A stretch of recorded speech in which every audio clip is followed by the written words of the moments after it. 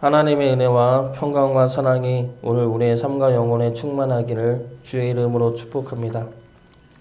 우리가 믿음 생활을 하면서 힘든 경우 중에 하나는 우리가 믿음을 잘 지키고 순종하며 나아가는데 상황이 더 어려워지는 경우입니다. 하나님 말씀대로 순종하며 나가는데 왜 상황은 더 어렵고 힘들어질까? 오늘 본문은 이러한 상황에 처한 아브라함에 관한 말씀입니다. 아브라함은 하나님의 말씀을 따라 가나안 땅으로 들어갔습니다. 하나님 말씀 하나 믿고 목숨 걸고 가나안 땅에 왔는데 그래서 그 땅이 하나님이 약속하신 땅이라고 듣고 예배까지 들었는데 무슨 일이 일어납니까? 기근이 일어나죠. 10절 말씀 보겠습니다. 그 땅에 기근이 들었으므로 아브라함이 애굽에 거류하려고 그리로 내려갔으니 이는 그 땅에 기근이 심하였습니다. 기근이 일어났는데 심한 기근이 일어납니다. 그러면 아브라함의 마음에서 어떠한 마음이 들겠습니까? 아브라함의 마음에는 크게 세 가지 마음이 들었을 것입니다. 첫 번째 드는 마음은 의심이죠. 하나님이 나를 보호하지 않을 것이라는 의심입니다. 이 의심은 여러 가지로 뻗어나가면서 자신을 더 힘들게 합니다. 하나님이 나와 함께 하시긴 하시나, 하나님이 나를 보호하시나, 하나님이 나를 사랑하시나, 그러다가 결국 여기까지 가죠. 하나님은 정말 신인가? 이런 의심이 생겨나는 이유가 무엇입니까? 기근 때문이죠. 내가 감당할 수 없는 기근. 우리에게도 이러한 의심이 생겨날 때가 언제입니까? 현실의 문제이죠. 감당할 수 없는 현실의 문제, 현실의 무게. 그러면 하나님에 대한 의심이 생깁니다. 하나님을 믿어도 되나? 이것이 첫 번째 드는 마음이죠. 그 다음에 드는 마음은 원망과 분노입니다. 하나님이 정말 나를 사랑하신다면, 하나님이 나와 함께 하신다면은 이럴 수는 없어. 젖과 꿀이 흐르는 땅은커녕 먹을 것 하나 없는 이 땅에 하나님이 나를 인도하신 것이라면 하나님은 나를 죽이려고 이곳에 보낸 것밖에 안 돼. 이러한 원망과 분노가 일어나게 되죠. 이 원망과 분노가 아브라함으로 하여금 어떻게 만듭니까? 하나님으로부터 떠나게 만듭니다. 오늘 말씀에서 아브라함이 애굽으로 떠나간 것이 단지 먹을 것을 찾아 떠난 것은 아닙니다. 하나님께서 아브라함에게 나타나 말씀하시면서 약속하신 것이 무엇입니까? 땅과 자손과 복의 근원이죠. 그런데 아브라함은 그것들 모두를 떠납니다.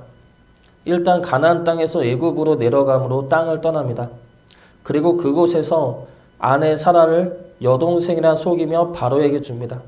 이것은 하나님께서 약속하신 자손의 복에 관한 말씀을 떠나버린 겁니다.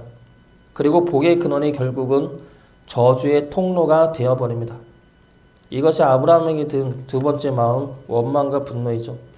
그 다음에 아브라함에게 든 마음은 어떤 마음입니까? 바로 두려움입니다. 하나님에 대해 의심이 쌓이면 그 의심은 하나님을 향한 분노로 표출되어 하나님을 떠나게 되죠. 그런데 막상 하나님을 떠나게 되면 어떡합니까? 두려움이 생긴다는 것이죠. 처음에는 하나님 말씀대로가 아니라 이젠 내 마음대로 살 거야. 내가 원하는 대로 내가 내 삶의 주인이 되어서 내가 살 거야 라는 생각을 가집니다. 그러나 그 자유가 세상 속에서는 두려움으로 변하게 됩니다. 아브라함이 애굽으로 떠나서 한 일이 무엇입니까? 아내 사라를 누이라 속인 것이죠. 그 이유가 무엇입니까? 자기 생명을 지키기 위해서입니다. 애굽의 바로 왕에게 죽을까봐 자기 아내가 빼앗기는 것을 두고 볼 수밖에 없습니다. 이것이 두려움이죠. 하나님 말씀에 순종해서 나아갔는데 감당할 수 없는 기근에 임하자 아브라함의 마음에는 이러한 의심과 분노와 두려움이 생깁니다. 이 마음이 순차적으로 생기는 것은 아니죠. 이런 일을 겪어본 분들은 아시겠지만 의심과 분노와 두려움이 계속 교차해서 생겨납니다. 그러면 이러한 상황에서 우리는 어떻게 해야 이러한 상황을 이겨낼 수가 있습니까? 하나님에 대한 우리의 마음을 바꿔야 합니다. 의심과 분노와 두려움이 아닌 다른 마음을 품어야 합니다. 유명한 말씀이 있죠. 고린도전서 13장 12절과 13절 말씀입니다. 우리가 이제는 거울로 보는 것 같이 희미하나 그때에는 얼굴과 얼굴을 대하여 볼 것이요 이제는 내가 부분적으로 하나 그때에는 주께서 나를 아신 것 같이 내가 온전히 알리라. 그런즉 믿음, 소망, 사랑 이 세 가지는 항상 있을 것인데 그 중에 제일은 사랑이라. 사도 바울은 이렇게 고백합니다. 지금은 잘 모른다. 지금은 희미하고 내가 부분적으로 안다. 그러나 그때에는 온전히 알게 될 것이므로 지금 우리에게 필요한 것은 믿음, 소망, 사랑이다 라는 고백을 합니다. 지금 우리도 마찬가지이죠. 우리의 상황이 어렵고 힘들 수가 있습니다. 하나님 말씀에 순종했는데 더 어렵고 더 힘들 수가 있습니다. 그런 상황에서 우리가 붙들어야 할 것은 의심과 분노와 두려움이 아니라 믿음, 소망, 사랑 이것들을 붙들어야만 우리가 그 상황을 이겨낼 수가 있습니다. 우리가 왜 믿음, 소망, 사랑을 붙들어야 하는지 오늘 본문을 통해서 좀 더 자세하게 살펴보도록 하겠습니다. 먼저 믿음은 의심과 반대되는 개념이죠. 아브라함이 의심했던 것은 하나님이 나를 지켜주지 않을 것이라는 의심입니다. 그래서 가나안 땅을 떠난 것이죠. 그리고 도착한 애굽 땅에서는 스스로 살려고 아내 사라를 여동생으로 속입니다. 아브라함의 생각에는 가나안 땅에서도 지키지 못하는 하나님이 애굽 땅에서 날 어떻게 지켜낼 수 있어? 라는 의심과 불신이죠. 그런데 하나님은 어떻게 하십니까? 하나님은 애굽 땅에서 아브라함 가정을 지켜내십니다. 애굽 땅에서도 바로 왕에게서도 하나님은 아브라함을 지켜주십니다. 그래서 하나님의 약속, 하나님의 말씀을 하나님이 스스로 지켜내시는 것이죠. 이러한 믿음이 우리에게 있어야 할 것입니다. 의심이 시작될 때 그 의심을 잠실 수 있는 것은 믿음입니다.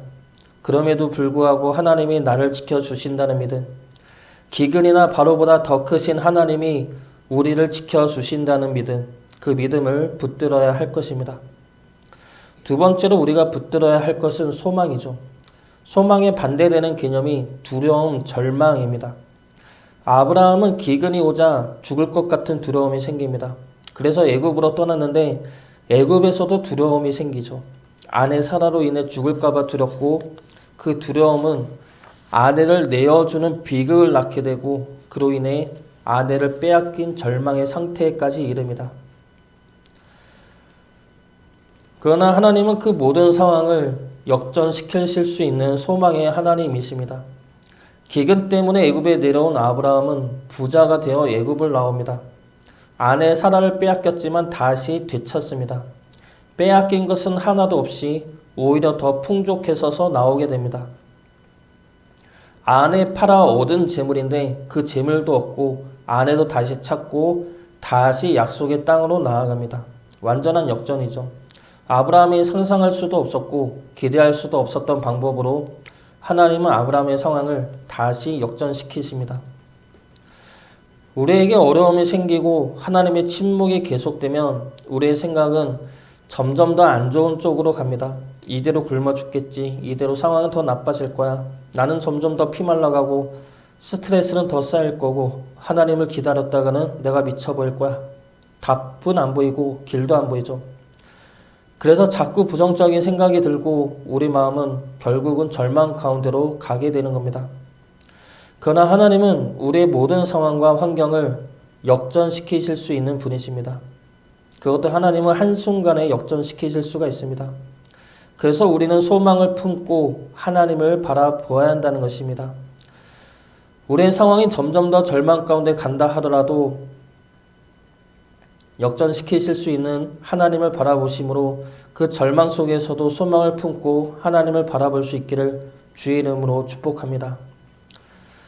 마지막으로 우리가 붙들어야 할 것은 사랑입니다. 아브라함은 원망과 분노를 했습니다. 기근으로부터 시작된 하나님을 향한 의심은 결국 원망과 분노로 치닫게 되죠. 그래서 가나안 땅을 떠난 것도 아내를 누이라 속인 것도 그리고 아내를 빼앗긴 것도 다 하나님 때문이라 원망하며 분노할 수가 있습니다. 그러나 하나님은 아브라함을 지켜내십니다.